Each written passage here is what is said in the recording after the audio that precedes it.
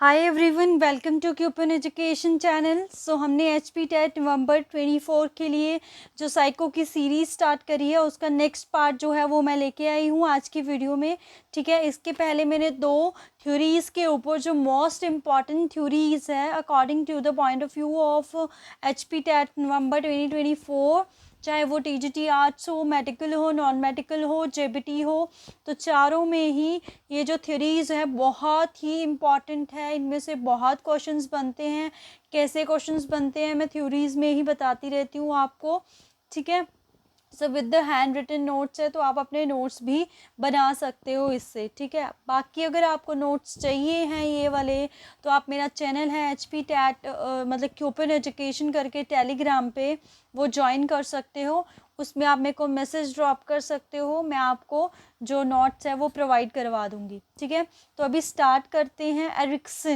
Eric Erikson psycho social theory. तो Ericsson का मनोसामाजिक सिद्धांत, मतलब जो पहला था हमारे पास जो सिगमंड फ्रूइड का था वो था हमारे पास साइको एनालिसिस का। ठीक है, मनोविश्लेषणवाद। ये है मनोसामाजिक। इसने क्या करा, मन को समाज के साथ जोड़ के थ्योरी बनाई। ठीक है, क्या एरिक एरिक्सन के द्वारा दी गई थी ये थ्योरी, और कहाँ के साइकोलॉजिस्ट थे वो, हमारे पास जर्मन के। इस थ्योरी को लाइफ स्पैन डेवलपमेंट थ्योरी भी बोलते हैं, जीवन अवधि विकास सिद्धांत। Which theory is also known as a life span development theory is Erik Erikson psycho social theory, या एरिक्सन का मनोसामाजिक सिद्धांत को। ठीक है, तो इसमें क्या है, मन और समाज में संयोजन, साइको प्लस सोशल। जनरली जो टीनेजर हैं उनके पर्सनैलिटी आइडेंटिटी के लिए बनाई गई है थ्योरी। और अगर हम बात करें, it is a personality theory. ठीक है, लाइफ लॉन्ग प्रोसेस चलने वाला है एक तरह से ये theory. So according to him 8 stages of personality, की व्यक्तित्व की कितनी अवस्थाएं होती हैं, 8 अवस्थाएं होती है। तो इसके लिए आप शॉर्ट ट्रिक बना सकते हो। This is a TAI3IGE। ठीक है, IG होते हैं जैसे IGE। TAI3 का मतलब है यहाँ पे I 3 टाइम्स आएगा, मतलब 4 टाइम्स है टोटल। इसको आप ऐसे करके भी लिख सकते हो, TAI4GE। TAI3IGE ज़्यादा अप्रोप्रिएट है ये। ठीक है, तो ऐसे आप लिख सकते हो इसको।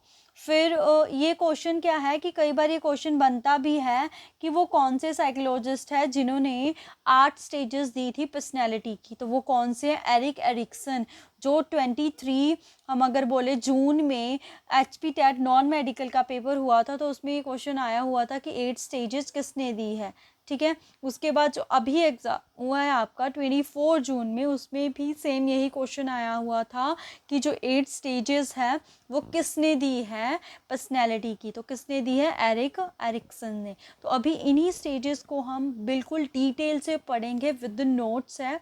कुछ भी डाउट होता है तो आप मेरे को कमेंट सेक्शन में कमेंट करके पूछ सकते हो। ठीक है, विद डिटेल एंड ब्रीफली चीज़ों को पढ़ेंगे और क्या क्या इंपॉर्टेंट है वो सारी चीज़ें इसमें देखेंगे। ठीक है, तो इसमें क्या है, इमोशनल हेल्थ सावेगिक स्वास्थ्य पर ज़्यादा बल दिया गया है बच्चे की। तो each stage has a positive and a negative side. तो उसने जो भी स्टेज कंसिडर करी है कि अगर बच्चे को प्रॉपर जो इन्वायरमेंट चाहिए वो मिल रहा है तो वो उसको पॉजिटिव स्टेज की तरफ लेके जाएगा। अगर उसको वो प्रॉपर इन्वायरमेंट जिसकी एक मतलब पर्टिकुलर डायरेक्शन में डेवलपमेंट हो वो इन्वायरमेंट नहीं मिलता है तो वो नेगेटिव साइड जाएगा। ठीक है, हर एक स्टेज में पॉजिटिव पॉइंट भी है, नेगेटिव पॉइंट भी है। तो करते हैं अभी स्टार्ट। तो टी से स्टार्ट था ना, TAI3। तो टी से बनता है हमारा ट्रस्ट वर्सेस में मिसट्रस्ट। विश्वास बनाम अविश्वास, 0 से लेकर 1.5 साल तक की आयु तक ये वाली जो स्टेज है चलती है। तो इसमें जो ये एज स्पैन है ये भी बहुत इंपॉर्टेंट है। कई बार ये पूछ लेते हैं कि इस अवधि में कौन सी स्टेज आएगी एरिक्सन की, तो ये बहुत ही इंपॉर्टेंट है। हिंदी में विश्वास बनाम अविश्वास, इंग्लिश में ट्रस्ट वर्सेस मिसट्रस्ट। तो क्या होता है कि जब एक छोटा बच्चा होता है, अगर उसको प्रॉपर लव केयर अटेंशन मिलती है पेरेंट्स की तरफ से, ठीक है, तब तो उसका ट्रस्ट गेन होगा पेरेंट्स की तरफ। जिन बच्चों में माता पिता का प्यार देखभाल मिलती है तो उनको मिलेगा विश्वास। On the other hand, if the children get not attention love and care from parents, undergo mistrust. मतलब अगर बच्चों को प्रॉपर माता पिता का प्यार ना मिले तो वो किसकी तरफ जाते हैं, अविश्वास की तरफ जाते हैं और वो सबसे डरते हैं। मतलब अगर एक प्रॉपर इन्वायरमेंट मिलता है तो वो पॉजिटिव स्टेज जो कि है ट्रस्ट, उसकी तरफ जाएगा।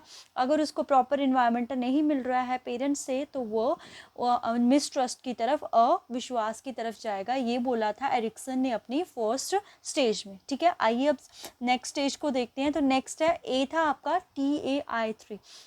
आप अगर 3-4 बार इस ट्रिक को पढ़ोगे ना तो आपको बिल्कुल याद हो जाएगी ये ट्रिक। ठीक है, क्या है, TAI3IGE।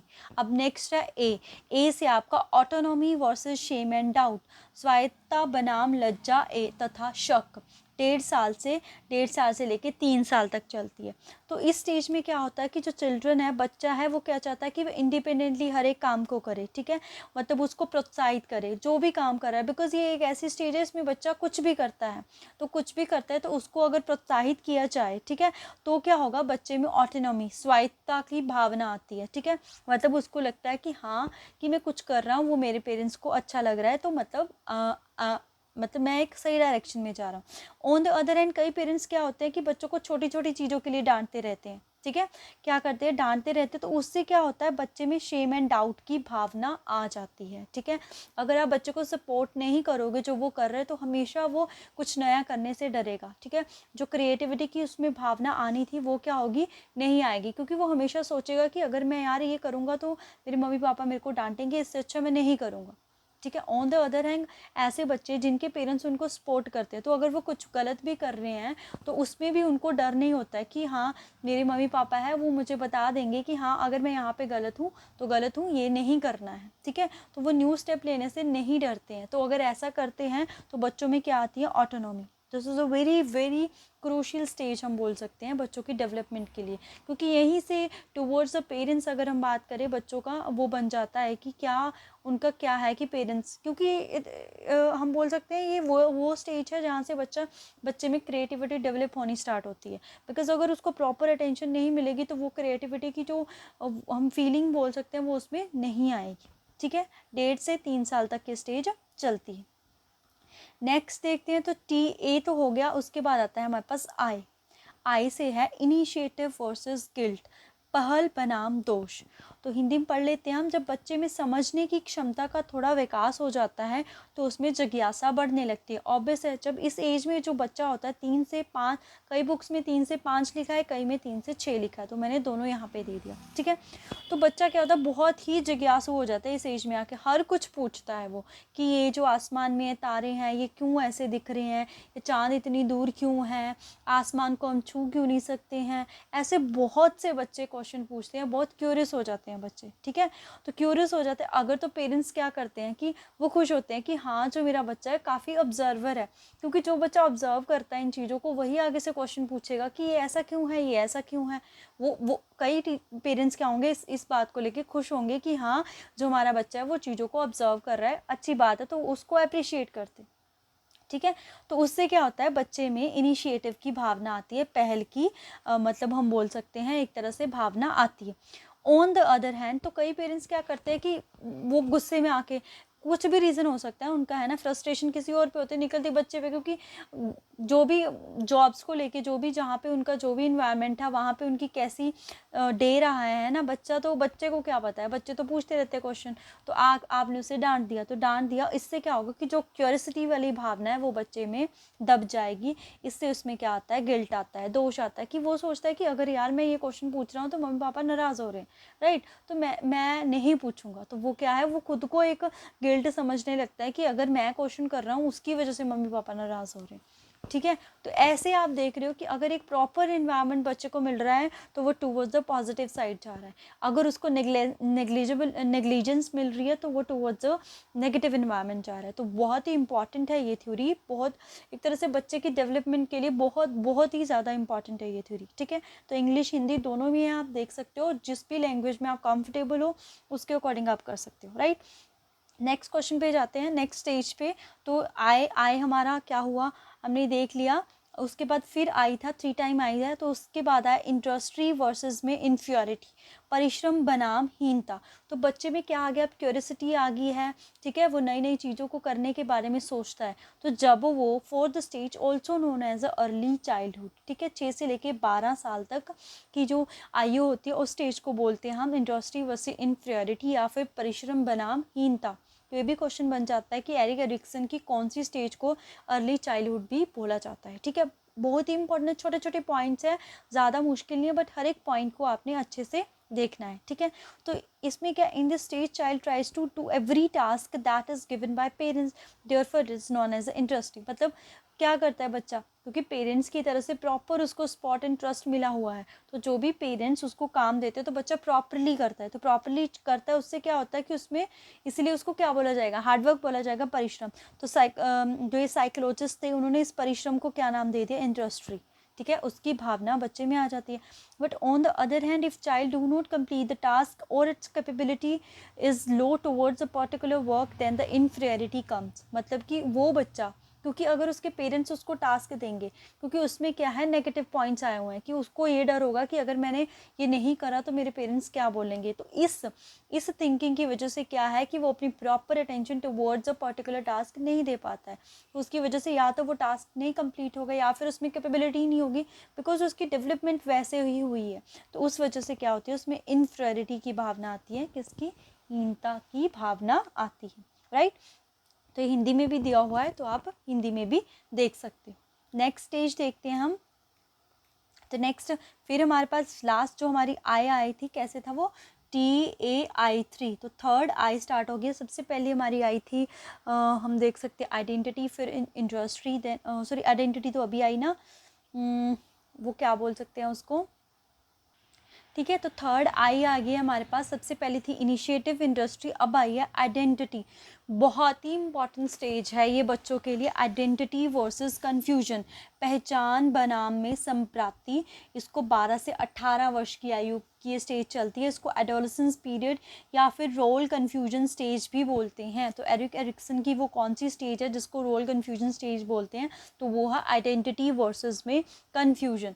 तो इसमें क्या होता है, in the stage child curious to know about who I am, why am I, where I am go, therefore known as identity. तो इस स्टेज में क्या करता है कि बच्चा इस चीज़ को जानने की ट्राई करता है कि मैं कौन हूँ, मैं क्या कर रहा हूँ, किस लिए कर रहा हूँ, कैसे कर रहा हूँ। तो ये सारी चीज़ें जानने की वो ट्राई करता है। That's why the stage is known as a identity, ठीक है। इसको क्या बोलते हैं, identity. when they are not able to find future ways, they are in the stage of role confusion। मतलब अगर वो ऐसी मतलब वो एबल नहीं हो पाता है कि वो फ्यूचर में क्या करेगा, राइट, उसको नहीं पता है कि उसको फ्यूचर में क्या करना है, तो उसकी वजह से क्या होता है, रोल कन्फ्यूजन होता है। तो वो हर एक वे में जाने की ट्राई करेगा, तो हर एक वे में जाने की ट्राई करेगा तो ऑब्वियस है उसको क्या आएगा, रोल कन्फ्यूजन। इसीलिए इसको क्या बोलते हैं, आइडेंटिटी वर्सेस में कन्फ्यूजन की स्टेज, ठीक है। हिंदी में भी आप देख सकते हो किस अवस्था में किशोरों में ये जानने की प्राथमिकता बनी रहती है कि वो कौन है, किस लिए, और वो अपनी ज़िंदगी में कहाँ जाना चाहते हैं। इसे पहचान की संज्ञा कहते हैं। जब किशोर अपने भविष्य का रास्ता नहीं निश्चित कर पाते हैं तो वह संभ्रांति की स्थिति में आ जाते हैं, ठीक है, टुवर्ड्स अ कन्फ्यूजन। तो कौन सी स्टेज है, रोल कन्फ्यूजन वाली, जो एडोलेसेंस है हमारे पास 12 to 18 ईयर्स चलती है, ठीक है। तो हमारे पास TAI3 ख़त्म हो गया, उसके बाद बचता है IGE, एक और आया है। उस आई की वजह है इंटीमेसी वर्सेस में आइसोलेशन, घनिष्ठता बनाम अलगाव। 19 से लेके 40 ईयर तक ये स्टेज चलती है। तो इन this stage person builds a positive relationship with others.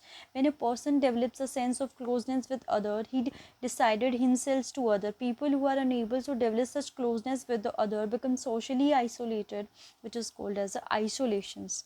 And for them this is a lonely life is like a dark institution। मतलब ये जो पीरियड है ये क्या है, रिलेशनशिप बिल्डअप करने का, राइट, 20 to 40 ईयर्स के लिए। तो इसमें क्या है कि जो भी मतलब एक है पर्सन है, उसको क्या करना है, रिलेशनशिप बिल्डअप करनी है। तो अगर तो उसकी रिलेशनशिप जो है क्या है, बहुत अच्छे से स्मूथली चल रही है, बिकॉज अगर वो डेवलप अच्छे से जॉब करेगा तो उसकी रिलेशनशिप भी काफ़ी स्मूथली जाएगी, मतलब वो प्रॉब्लम्स नहीं होंगी, फाइनेंशियली भी वो स्टेबल होगा अगर अच्छे से जॉब कर रहा है। तो रिलेशनशिप ये श्योर नहीं है कि अगर वो फाइनेंशियली स्टेबल है कि उसकी रिलेशनशिप भी अच्छी जाए, बट एक थ्योरी बनी है तो उस थ्योरी के अकॉर्डिंग ये माना गया है if you are financially stable तो रिलेशनशिप भी अच्छी जाएगी। तो रिलेशनशिप सब कुछ अच्छा जा रहा है तो वो टुवर्ड्स द इंटीमेसी, घनिष्ठता की तरफ लेके जाएगा। On the other hand because एक तो वो अपनी जॉब्स को लेके रोल कन्फ्यूजन में है, ठीक है, रोल कन्फ्यूजन में है, तो वो अपने जो रिलेशन है वो उतने अच्छे से बिल्डअप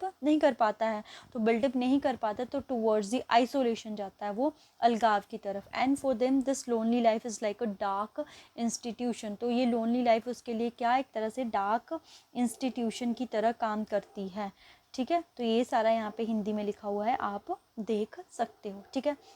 अभी हम नेक्स्ट स्टेज की तरफ जाते हैं जो कि है हमारे पास जी बचा ना, अब जी से हमारे पास आती है जेनरेटिविटी वर्सेस में स्टैग्नेशन, जननात्मकता बनाम में स्थिरता, जो कि है 40 to 65 ईयर्स। तो इसमें क्या होता है, Generosity refers to a person concerned for welfare of the next generation of people and for the improving the society in which they live। मतलब कि इस स्टेज में क्या करता है, बिकॉज वो फाइनेंशियली स्टेबल है, रिलेशनशिप अच्छी है, तो इस स्टेज में वो क्या ट्राई करता है कि जो नेक्स्ट जनरेशन है उसके लिए मैं क्या क्या कर सकता हूँ, या मेरी जो सोसाइटी है उसके अच्छे के लिए मैं क्या क्या कर सकता हूँ। Think of doing good to others. When people do not develop this thinking it leads to stagnation and they feel that they can not anything for future generation, ठीक है। अब जो बंदा मतलब हम बोल सकते हैं ना ही तो वो फाइनेंशियली स्टेबल है, ना ही वो रिलेशनशिप अच्छे से बिल्डअप कर पाया है, तो वो जब खुद की लाइफ ही स्टेबल नहीं कर पाया तो वो दूसरे के बारे में क्यों सोचेगा, ठीक है। तो उसको कैसा फील होता है कि वो अपनी फ्यूचर जनरेशन के लिए कुछ कर ही नहीं पाएगा, तो इसकी वजह से वो कौन सी स्टेज में चला जाता है, स्टैग्नेशन में। ऑन द अदर हैंड जो फाइनेंस सब कुछ स्टेबिलिटी है उनकी लाइफ में, तो वो दूसरों के बारे में सोचते हैं, सोसाइटी के बारे में सोचते हैं, इस तरह से वो कौन सी स्टेज में चले जाते हैं, जनरेटिविटी, जननात्मकता और ये स्थिरता में, ठीक है, 40 to 65 ईयर्स। उसके बाद लास्ट स्टेज आती है हमारे पास, क्या थी, ई4 है ego, integrity and the despair, संपूर्णता बनाम निराशा। 65 टू टिल डेथ, जब तक डेथ नहीं हो जाती है तब तक ये चलती है। तो at this stage man desire have been fulfilled now instead of his future he remember his past, how much success he achieved in his life time and how much failure he faced. मतलब ये एक ऐसी stage हो जाती है कि इसमें क्या है, उसने सब कुछ कर लिया, नेक्स्ट जनरेशन के लिए भी कर लिया, सोसाइटी के लिए भी कर लिया, अपने लिए भी कर लिया, ठीक है। तो इस स्टेज में क्या हो जाता है कि मतलब जो पर्सन है उसकी इच्छाएं जो है एक तरह से फुलफिल हो चुकी है। तो इसमें क्या है, वो मतलब क्या सोचता है, फ्यूचर के बारे में नहीं सोचता है, वो क्या सोचता है कि पुरानी चीज़ों के बारे में सोचता है, कैसे उसने सक्सेस को अचीव किया, कैसे कौन कौन से फेलियर को फेस किया, ठीक है। मतलब अपनी पुरानी यादों को याद करता है। If his success are more then it is called completeness. तो अगर उसको मतलब बिल्कुल वो सक्सेस है तो उसको कम्प्लीटनेस की तरफ लेके जाए। And if he is not able to achieve much in life then ultimately he gets disappointed. वो तो ऑब्वियस ही है कि अगर वो मतलब कि अपनी लाइफ में जो करना चाहता था वो उसको नहीं मिला है तो वो डिसअपॉइंट ही होगा वो, ठीक है। मतलब वो ना ही फ्यूचर जनरेशन के लिए कुछ कर पाया है, तो बच्चे भी वैसे ही सुनाते हैं कि आपने करा ही क्या है हमारे लिए। तो उससे क्या होता है कि एक डिसअपॉइंटमेंट, हम बोल सकते हैं निराशा, जो डिसअपियर है उसकी अवस्था आती है। तो ये था हमारे पास एरिक एरिक्सन थ्योरी से रिलेटेड जो भी इंपॉर्टेंट पॉइंट थे और जैसे भी क्वेश्चन आए हैं वो मैंने यहाँ पे बताए हैं। 100% आपको यहीं से जो नेक्स्ट पेपर होने वाला है नवंबर में 24 में, उसमें से अगर यहाँ से क्वेश्चन आता है तो ये जो मैंने आज लेक्चर लिया इसके बाहर से कोई भी क्वेश्चन आपको एरिक एरिक्सन की थ्योरी से नहीं देखने को मिलेगा। आई होप आपके लिए वीडियो हेल्पफुल रहेगी। तो अगर हेल्पफुल रहती है तो ज़रूर चैनल को शेयर करें, सब्सक्राइब करें। आज के लिए इतना ही, बहुत जल्दी नेक्स्ट वीडियो में मिलेंगे। Thank you.